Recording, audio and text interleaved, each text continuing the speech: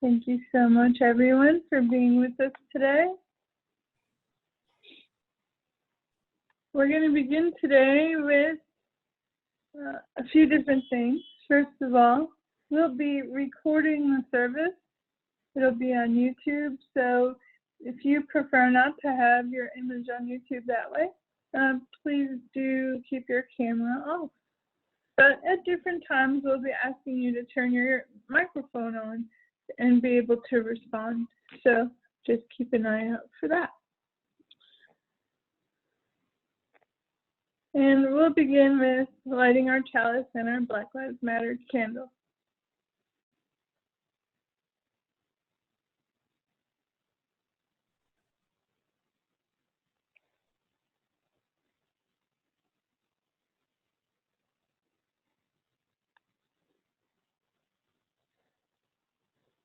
We light this chalice, symbol of Unitarian Universalism.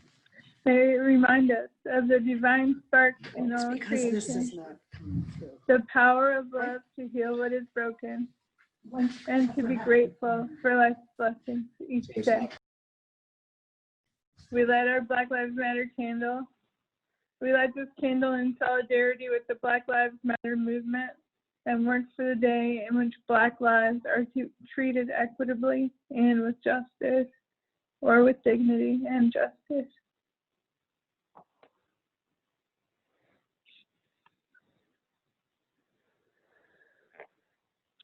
I'm here with Stephen Schneider and Vincent Rains. My name is Pastor Teresa Soto, and we want to welcome you today to the First Unitarian Church of Oakland. We are an intentionally multi-generational, multiracial, multicultural, inclusive, and anti-oppressive religious community. Today, we celebrate the business of the congregation and how you are building the future in the present. Thank you for joining us today, and you are welcome here. Again, we're about to start recording this session, so if you prefer not to be recorded, please keep your camera off. And speaking of cameras, for much of the service, we ask you to turn off your camera, as it makes it easier for many of us to focus on the music and words that are being spoken. There'll be times to turn it on to see each other, so please pay attention for those. In just a moment, we'll be enjoying a reading of Imagine the Angels of Bread by Martina Espada. It's shared with you by many people. See who you recognize. This reading is called Imagine the Angels of Bread by Martina Espada. Martin is a poet and a lawyer, as well as a professor at the University of Massachusetts in Amherst. He was born in Brooklyn to Puerto Rican parents who introduced him to activism at an early age. Please enjoy this work, shared with you by many members and friends of the congregation.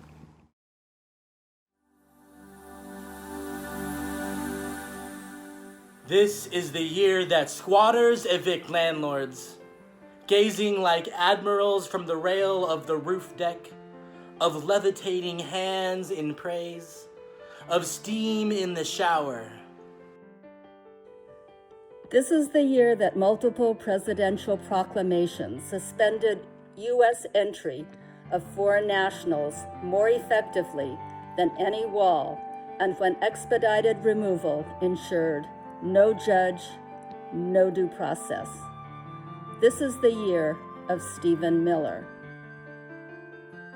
This is the year that police revolvers, stove hot, blister the fingers of raging cops, and nightsticks splinter in their hands.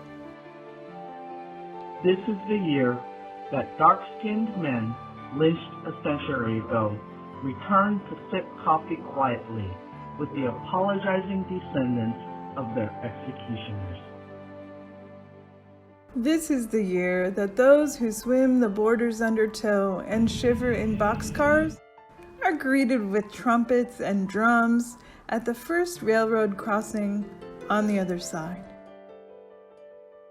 This is the year that the hands pulling tomatoes from the vine uproot the deed to the earth that sprouts the vine.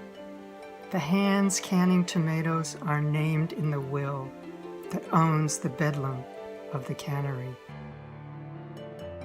This is the year that the eyes stinging from the poison that purifies toilets awaken at last to the sight of a rooster-loud hillside, pilgrimage of immigrant birth. This is the year that cockroaches become extinct, that no doctor finds a roach embedded in the ear of an infant.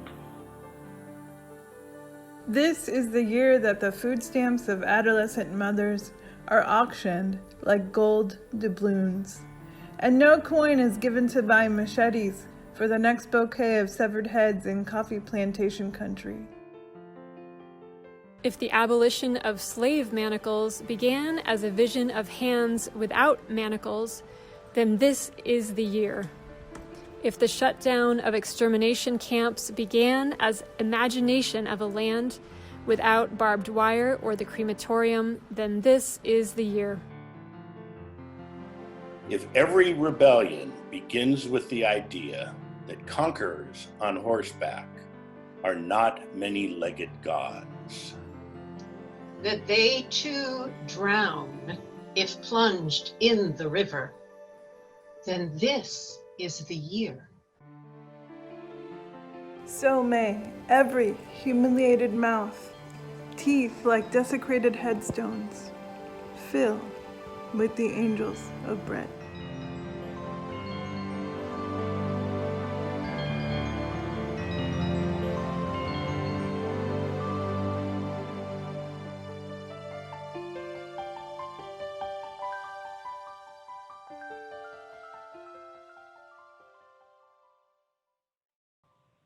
You did such a beautiful job on that, and thank you, Vincent, for that beautiful assembly. It's wonderful.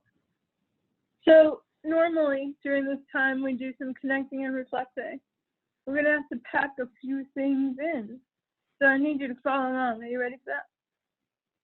Okay. The first one is we want to mark this moment of the passing of Justice Ruth Bader Ginsburg. Her record as a jurist is complex, as will be her legacy. It's true for all of us. But one thing that she did that for sure was a contribution to our culture and our moment was that she worked really hard for women's rights and for reproductive freedom for everyone. With her absence on the bench, I have found it necessary to begin collecting Plan B should there be changes in abortion access for women in these cities. This means that essentially you'll be able to refer people who need services to us for information and support. It also means that we need to talk about it more. You know, if that's the scenario, it means that we'll be organized to respond. But I wanted to mention it for a couple of reasons. First, each action that we take matters. So when you take an action for a better future, either way, that's what we're supposed to be doing. The other thing is, some of you are going to be pretty worried about what if things change. Well, we're paying attention, and we'll be able to respond appropriately. And the only problem we can't engage with is one that we can't name or face. So that's what we want to say about that. Also, to mark this moment, I'd like to share with you the words of Maya Angelou. When great trees fall. When great trees fall, rocks on distant hillsides shudder. Lions hunker down in tall grasses, and even elephants lumber after safety. When great trees fall in forests, small things recoil into silence, their senses eroded beyond fear. When great souls die, the air around us becomes light, rare, sterile. We breathe briefly, our eyes briefly see with a hurtful clarity. Our memory suddenly sharpens, examines, gnaws on kind words unsaid, promised walks never taken. Great souls die, and our reality, bound to them, takes leave of us. Our souls, dependent upon their nurture, now shrink, wizen.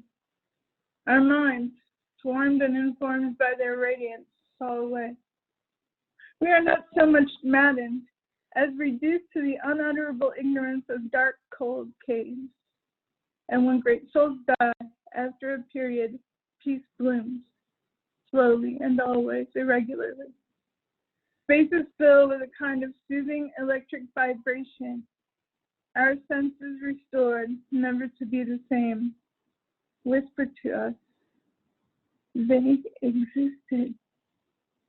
They existed. We can be and be better, for they existed. We want to mention the people we are holding in our care. So let's take a moment to take a couple of easy breaths.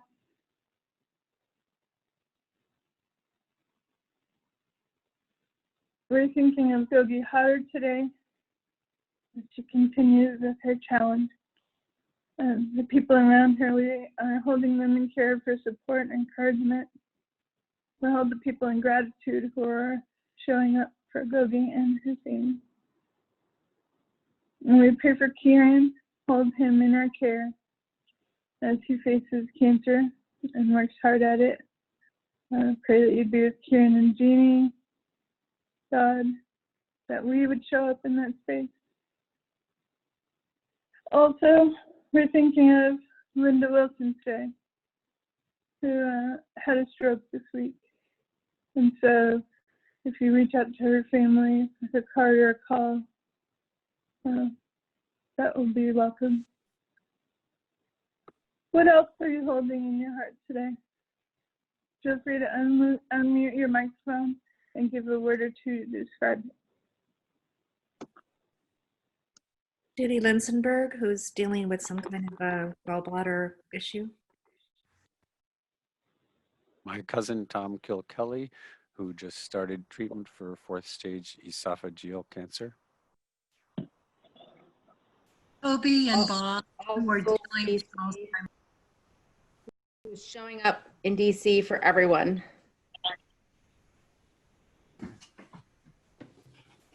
To Emily Ransom, who's having a big move from where she's lived for many years to a new center that hopefully will allow her to have more social connection.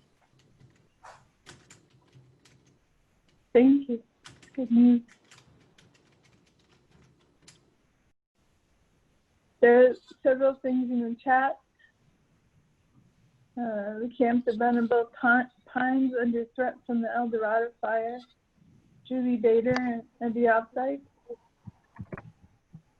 Son's mother-in-law Lupe was just diagnosed with colon cancer. His sister also has colon cancer. Ellen Meldrit. Cindy, who died July 20th and is being missed, sharing this with her. Albert with cirrhosis of the liver. Marcy Avalon. Friends and family in Oregon. And everybody fighting fires. The young adults struggling with addiction. We hold these in our care. Will you repeat that where you are right now? We hold them in our care. Hold them in our care. We hold them in our care. You're also welcome to go ahead and put that in the chat.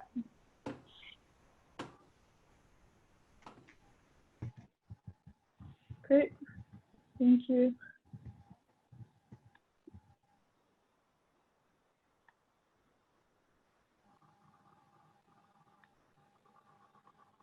I want to reflect with you for just a few moments. So, a couple of easy breaths. Did you ever participate in a play in school? Remember that? I want to tell you a story about a play. It was happening in a kindergarten class, and the play was going to be Cinderella. You know that story, right? Mean family, clinging too much, fairy godmother, beautiful party, handsome prince, right? So the teacher approached a kid named Norman. Norman didn't have a lot of friends, wasn't that good at playing games, and that's just the backstory of Norman. The teacher said, Norman, what do you want to be in the play? He said, I would like to be the barking pig. She said, Norman, there's no barking pig in Cinderella. And he said, there is now. So the teacher said, all right, we'll do this. So they did it. And the teacher found out that the barking pig was essentially a Greek chorus. When Cinderella was sad, the pig was very sad. When Cinderella was surprised, the pig was very surprised. When Cinderella was happy, the pig sat up and barked. So the play was actually a huge success. And they went on to a teacher's conference, and the teacher's conference said, okay, well, who are all the people in your play? And the teacher said, Norman, the barking pig. And they went through the whole thing again. There's no such thing as a barking pig. Well, there's now. Why am I telling you that story? 3 values I want to bring forward today. Attention, care, and connection. It's the theme for this part of our morning and the next part too. And what I want you to know is that in this story, our possibility is that people show up in remarkable ways when the situation calls for it. But some days, it doesn't even have to be a remarkable showing. That there is a showing is remarkable, right? So today, I'd like to give the very first 2 Barking Pig Awards. The flags for the awards will follow. And these 2 awards are for people who have showed up in a spot where there wasn't someone before to further the work of the congregation. I'd like to really thank Vincent Raines. We saw his talent in the reading, his support behind the scenes. There wasn't that before pandemic, and now there is. So thank you to Vincent. This morning, I'd also like to thank Corliss Smith. Corliss has done an amazing job at adapting to some different format things and just experiencing along with us questions about what it means to be in this pandemic. Showing up to talk about the environment, showing up to talk about justice, showing up to do something really special for the congregation, which I'll show you in a little while. Those are all things that didn't exist until they did. So thank you, Corliss. So those are the things I want you to have in your heart this morning as we move forward. Attention, care, and connection. All right, well, thank you for that. And I'd like to transition to some really important rituals. So the first thing we're going to do today is show our gratitude and appreciation to Reverend Sherry. Normally we would have had a party in person together with snacks, but our transition is going to begin this way. So I'd like to invite Reverend Sherry and Marinda on the screen.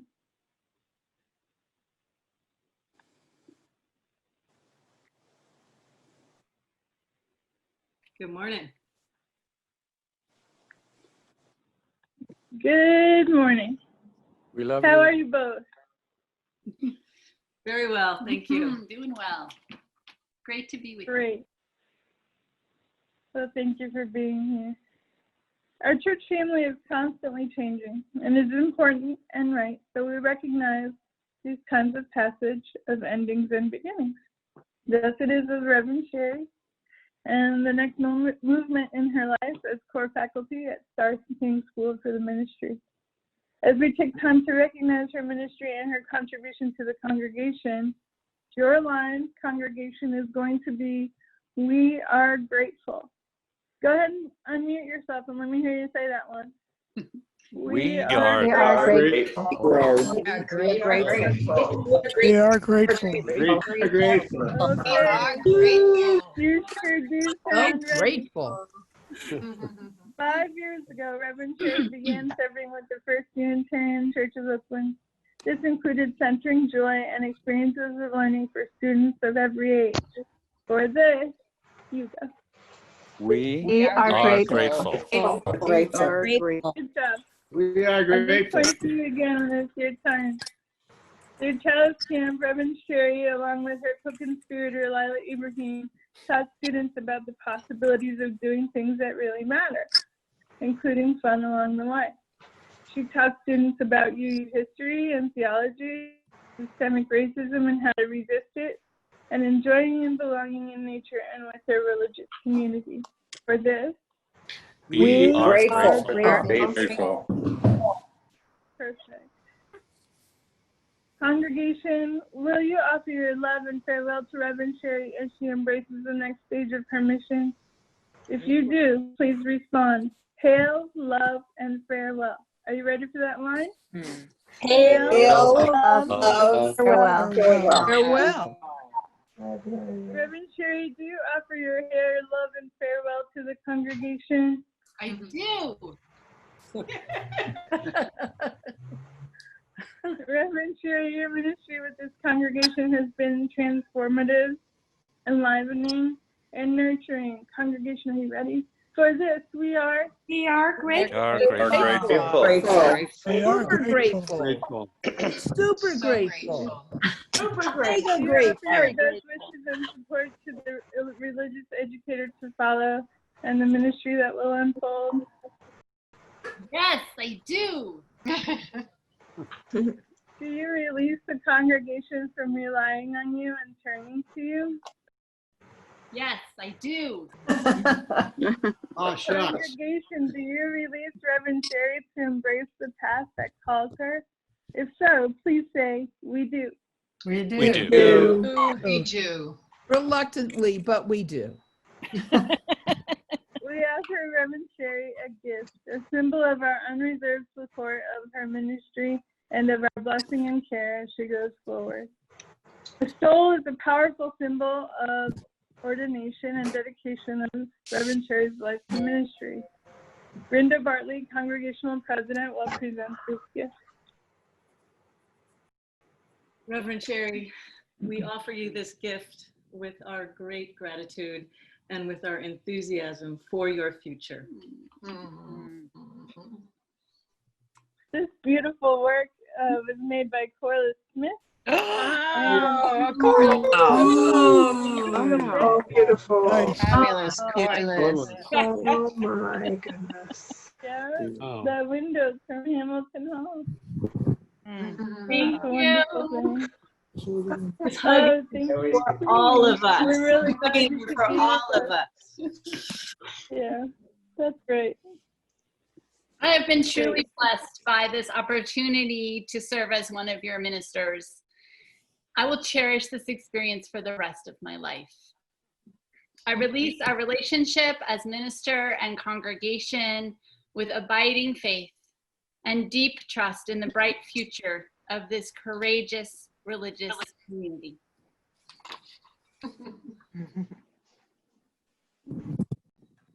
Thank you, Reverend Sherry. Now we'll be joined by Stephen. He has fun for this moment. Oh.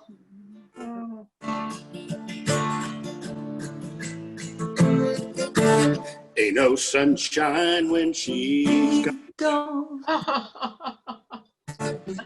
not warm when she's away. Ain't no sunshine when she's gone. She's she's always gone too long. Anytime she goes away, wonder this time where she's gone. Wonder if she's gonna stay. Ain't no sunshine when she's gone. This house just ain't no home. Anytime she goes away. Sunshine when she's gone. It's not warm when she's away.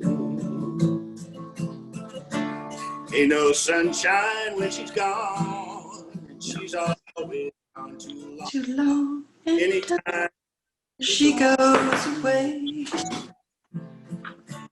Anytime she goes away.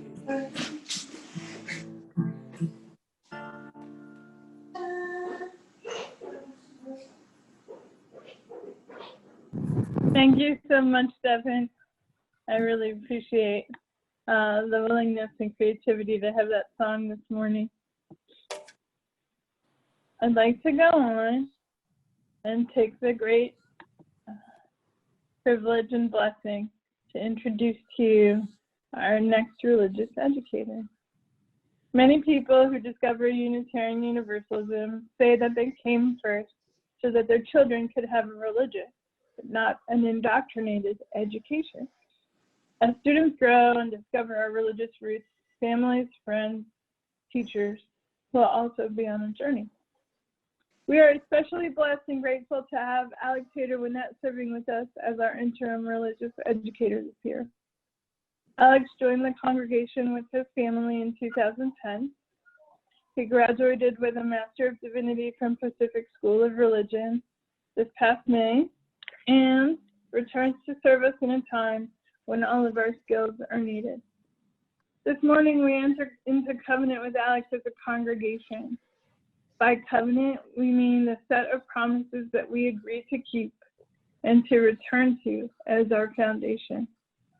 Congregation, your response will be, we do. Let me hear you do that one. We do. We do. We do. We do. Of course. We do. Alex, your response will be, I do. I There are no do. words to express our appreciation for the work that the religious education team does with our beloved children. Congregations, you commit to appreciate and actively support the work of learning and growth in the congregation. We do. We do. Alex, the congregation places its sacred trust in you. Do you promise to embrace and honor that trust? I do. Congregation, do you promise to challenge and support each other in the struggle for transformative liberation? Do you promise to find new ways to build beloved community together? We do. We do. What the fuck, sure. Alex, do you promise to support the community as they struggle for transformative liberation? Do you promise to find new ways to build beloved community together? I do. Congregation, do you promise to celebrate each learner in the community, to partner with the religious education program for the blessing of each learner? We do. We do. We do. Alex, do you promise to respect children, teens, and adults? Did I say children? Children, teen, and adults as individuals, encourage exploration and growth, and keep them safe? I do. Let's close this ritual by repeating twice all together. I'm going to tell you, are you ready? It's this. Thus do we promise, thus do we covenant. Let me hear you try it. Thus do we promise. Thus do we covenant. Do we covenant. Covenant. Great, you're ready. Let's do it twice. Thus do we promise. Thus Do we covenant. Thus Do we promise. Thus do we Do we covenant. covenant. Great. Thank you so much. And we'll have now our invitation to generosity. It was the preacher John Wesley who said, "Do all the good you can, by all the means you can, in all the ways you can, in all the places you can, at all the times you can, to all the people you can, for as long as you ever can. You are a generous and kind congregation, and I remind you, even as you worship from your respective place, that your generosity is what powers our mission and our work in the world. You have various ways of giving, including going on the website and using the giving link, the giving app called Give Plus. You can text a gift, and you can still mail a check to the congregation. Doing all the good you can at all the times you can, as long as you ever can. Thank you for your practice of generosity.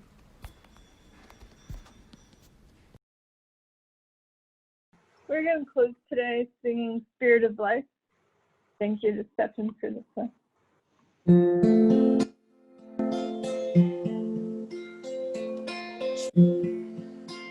You can go ahead and unmute if you like. We can sing it all together. Spirit of life, come to me. All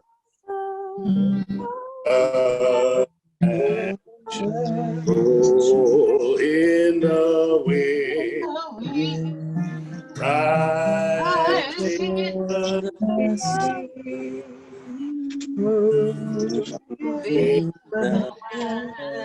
giving life,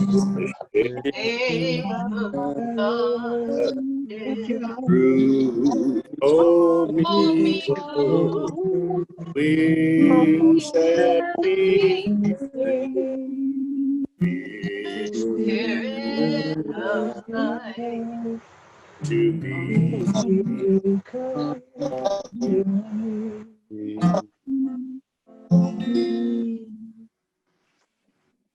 Thank you so much for being here today. One more word. We've talked about some things, at least in a quick fashion, that were not easy. At church here, we have a pastoral care team that is ready to listen to your distress, if you have some, or your joy, if you have some, and be able to journey with you through conversation and thought together.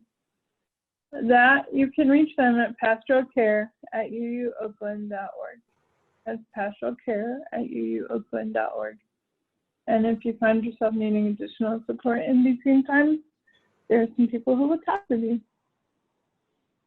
Well, our next thing is the annual meeting, so I invite you all to join us for that. We're definitely looking for the strong member participation that will give us a quorum. So your presence is strongly invited, encouraged, and celebrated. Thank you, everyone.